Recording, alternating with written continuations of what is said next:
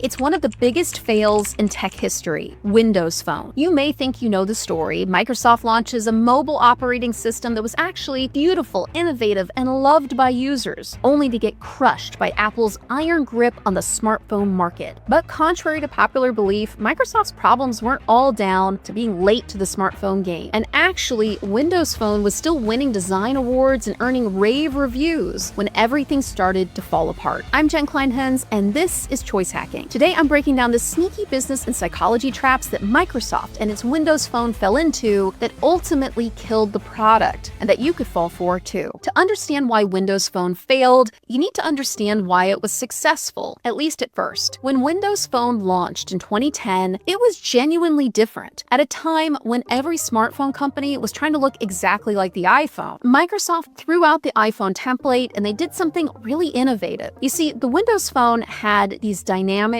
colorful tiles that moved and updated in real time. Your text, your photos, your calendar, everything was alive. It was right there on your home screen. So you didn't have to open an app just to check in with things. And people loved it. Tech reviewers called it the freshest mobile design in years. Some said it was more intuitive than iOS. Blasphemy, some might say. Microsoft had built something that truly looked and felt like the future, and by 2013, Windows Phone had climbed to over 10% market share in several European countries. In Italy, it hit over 20%. Nokia, Microsoft's biggest hardware partner, was selling millions of Lumia phones with the Microsoft OS. The product was loved. There was real market momentum. So what went wrong? How does a product that good with a company that big and powerful behind it end up completely dead in just a few years? Well, unsurprisingly, there's some psychology at work. By the way, if you're new here, I break down business stories and the psychology behind them because I'm a buyer psychology consultant and business coach. I've taken my 15 plus years of experience and lessons I've learned from studying these brands and working with businesses like McDonald's, Starbucks, T-Mobile, and a bunch more, and put them in a free download called $1 Billion Brand Lessons that you can get for free at the link in the description. The first trap Microsoft fell into is one that kills more great products than almost anything in tech. So here's what happened. When people bought a new smartphone, one of the first things they did was check whether their favorite apps were available. Instagram, Snapchat, their banking app. And on Windows Phone, most of these apps were either missing entirely or months behind the versions that were already available on iPhone and Android. And that seems like an easy fix, right? Just get some people to design you some apps. You're Microsoft, for crying out loud. You're basically 100,000 developers in a trench coat. But developers didn't want to build for Windows Phone because there weren't enough users. And users didn't want to buy Windows Phone because there weren't enough apps. Each group was waiting for the other one to go first, but neither one of them did. But there was something sneakier at play than just a lack of apps. There was something deeper, something psychological driving this issue. The real damage to Windows Phone wasn't being done by making people wait to get their favorite apps. What was actually killing the product was a common psychological force called social proof. When you looked at the Windows Phone and saw that Instagram wasn't there, that Snapchat wasn't there, that the apps everyone around you was already using every day just didn't exist on your phone, your brain didn't think, well, maybe I don't need those apps. Your brain thought, something must be wrong with this phone if Instagram isn't on it. And that's not all. The complete absence of these popular apps became a signal about the product itself. People thought to themselves, if the biggest names in tech aren't bothering to show up here, why should I? But to their credit, Microsoft are not stupid. They actually tried really hard to fix this app issue. They paid developers, they offered incentives, they even built some apps themselves. But it didn't matter because the damage to the Windows Phone brand was already done. The empty app store didn't just mean fewer features, it meant fewer people trusted that Windows Phone was a serious player in a market where apps ruled.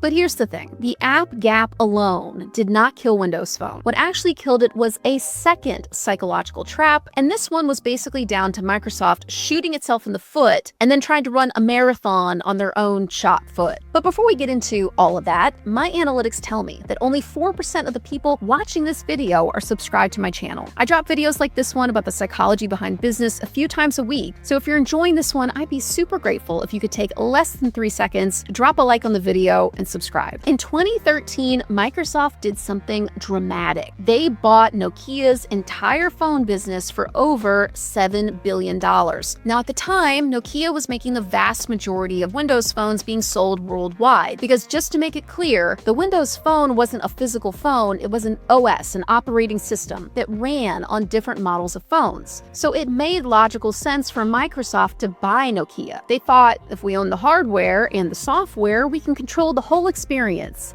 just like Apple. But this decision to buy Nokia actually set up one of the most common psychological and business traps that I see whenever I do these business fail stories, especially when it's a big, giant brand like Microsoft. It's the sunk cost fallacy, and Microsoft fell for it completely. It basically just says that once we spend a lot of time or money on something, it becomes really hard to let go and admit that you just made a mistake. So often you see brands throwing good money after bad, not wanting to admit that they made a miscalculation, and sometimes driving the entire business off a cliff because someone, like the CEO, doesn't want to admit that they were wrong. Microsoft didn't let it get that far, but it got pretty far. They'd already spent years and billions of dollars building the Windows Phone. They'd restructured and reorged teams around it. They'd spent millions marketing it. They made public declarations that mobile phones would be the key to Microsoft's future. But when the signs started to show that the strategy wasn't working, when the app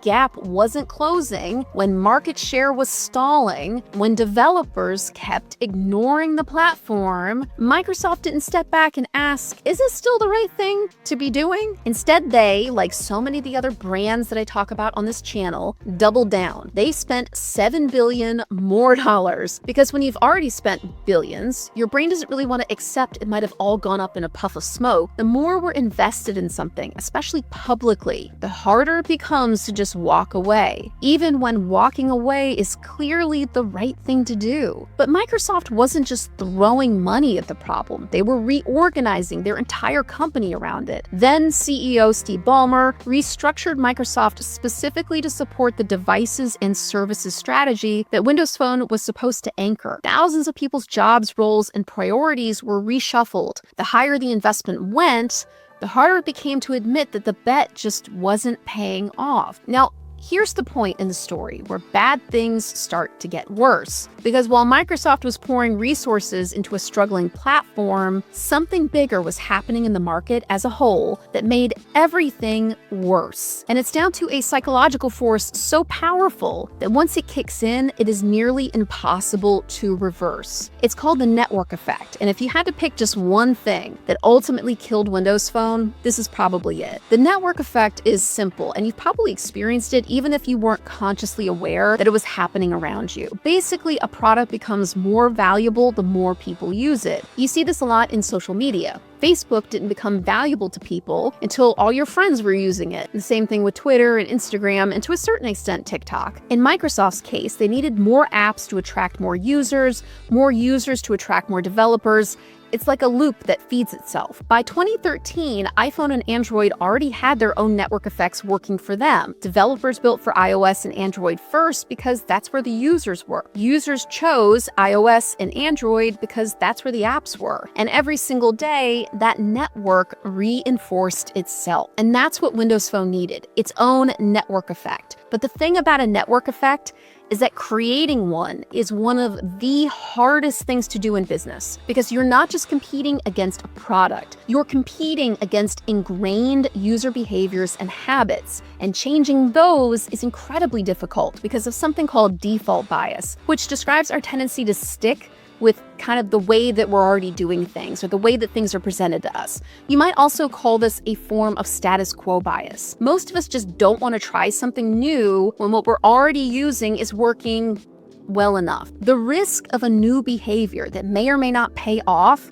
just isn't worth changing for. Just like the risk of jumping from an iPhone to a Windows Phone in 2013 didn't feel like it was worth the payoff. And while a portion of the market might be deeply evaluating their phone options every time they upgrade, most people out there are just buying the next iPhone or the next Samsung. Their default brand choice is basically baked, and changing a default requires a reason so compelling that it overcomes our natural human preference for just staying put. Windows Phone was good, But good wasn't enough. To break people out of their defaults, it needed to be dramatically, obviously, unmistakably better. And while those live tiles were cool, they weren't enough to make somebody abandon their entire app library, their iMessage group chats, and the ecosystem that they'd already built their entire digital life around. And that's the one thing that people tend to miss when they talk about why Windows Phone failed. It wasn't just that Microsoft was late. It wasn't just the app gap. It was by the time Windows Phone arrived, the psychological switching costs were just too big for most people. Every photo in your iCloud, every app you'd ever purchased, every text thread with your friends, every one of these was like a tiny psychological anchor holding you in place. And Microsoft was asking people to cut all of those anchors all at once, just so they could get,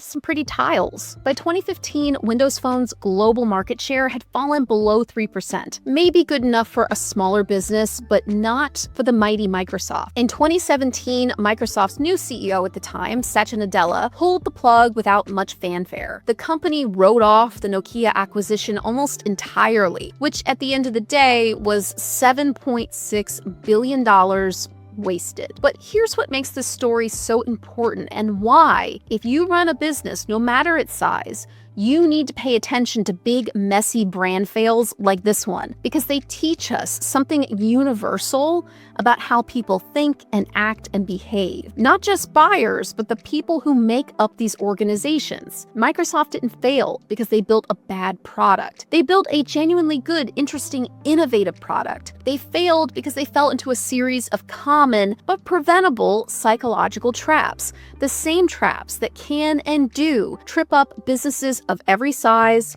every single day. Microsoft underestimated how social proof shapes how people perceive its products, how an empty app store didn't just mean missing features. It subconsciously told buyers that the platform wasn't trustworthy. They fell victim to sunk cost. Instead of cutting losses when the signs were pretty clear that this was going to fail, they doubled down because walking away from a $7 billion investment felt impossible. And they underestimated the power of defaults, habits, status quo bias, and network effects. By the time Microsoft showed up to the party, the behavioral loops that made iPhone and Android so addictive and attractive were already too strong to break. So what's the real lesson here? It's not that Microsoft was dumb. Some of the smartest people in design and technology worked on that Windows Phone. The lesson is that great products don't win automatically. There are tons of great products that are still losing, not because they're bad, but because of the psychology and business traps that they're falling into right now. Because if Microsoft, with all its money and talent and size, couldn't avoid these traps, what makes you so sure that you can? If you enjoyed this video, stick around because YouTube thinks you're gonna love this one too.